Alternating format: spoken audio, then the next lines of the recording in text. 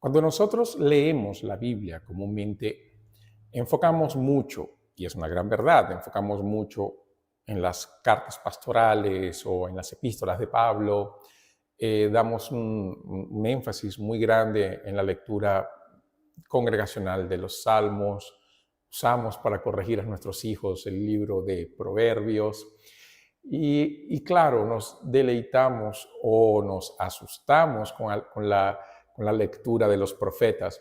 Sin embargo, ¿sabía usted que gran parte de la Biblia es historia, es narrativa? Eso es muy importante porque la narrativa, la historia bíblica ya va a mostrar un desarrollo histórico que nosotros no podemos dejar de lado. Y esa gran historia de la Biblia que comienza en Génesis y termina en Apocalipsis, ella tiene un enredo que es importante tomar en cuenta porque cuando nosotros estudiamos la Biblia tenemos que saber en qué parte de ese enredo nosotros estamos. Comúnmente se divide en el primero, creación. La creación va a mostrar en Génesis capítulo 1 y 2, la creación de Dios, toda la belleza y la hermosura con que Dios creó todas las cosas y al mismo tiempo el propósito divino al crear todas las cosas. La creación es un momento maravilloso, no es solamente un tratado científico, no es discutir cómo fueron creadas las cosas o hacer una comparación con la ciencia.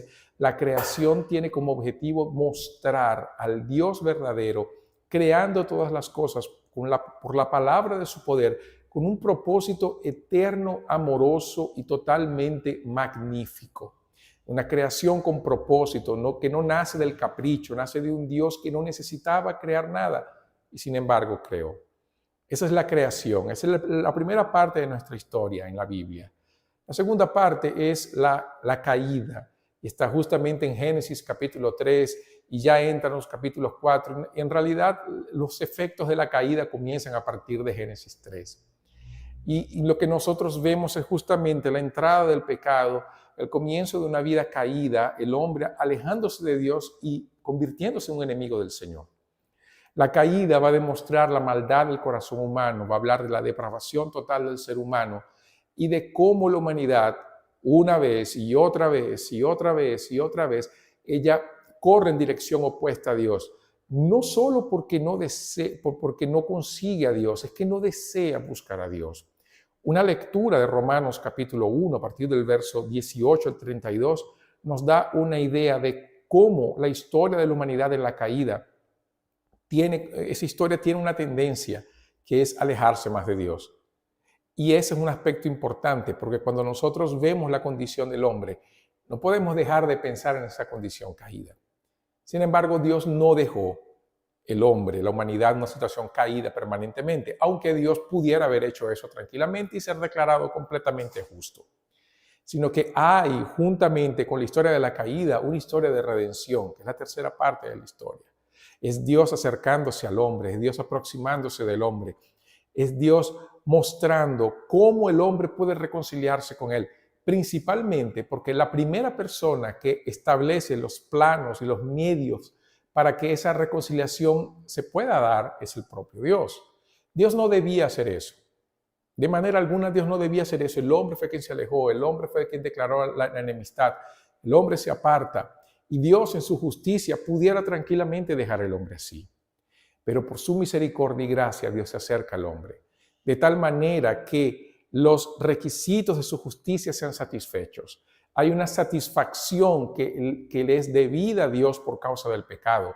Y la historia de la redención es la historia de la satisfacción.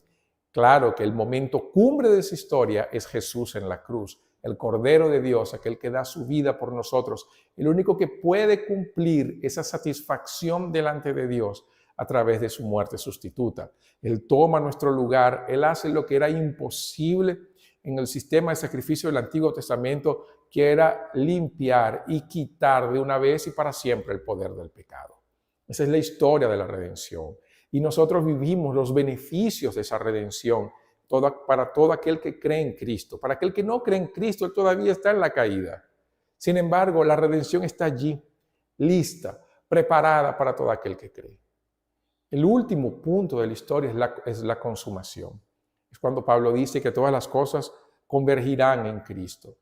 Y es justamente el tiempo final, la justicia perfecta de Dios, la gloria de Dios manifestándose en juicio, juzgando a las naciones impías, juzgando a todo hombre impío en el juicio final y recompensando en ese mismo juicio final al justo, aquel que colocó su justicia en Cristo, aquel que por causa de Jesús la justicia de Dios fue satisfecha y por eso él puede ser justificado por la fe.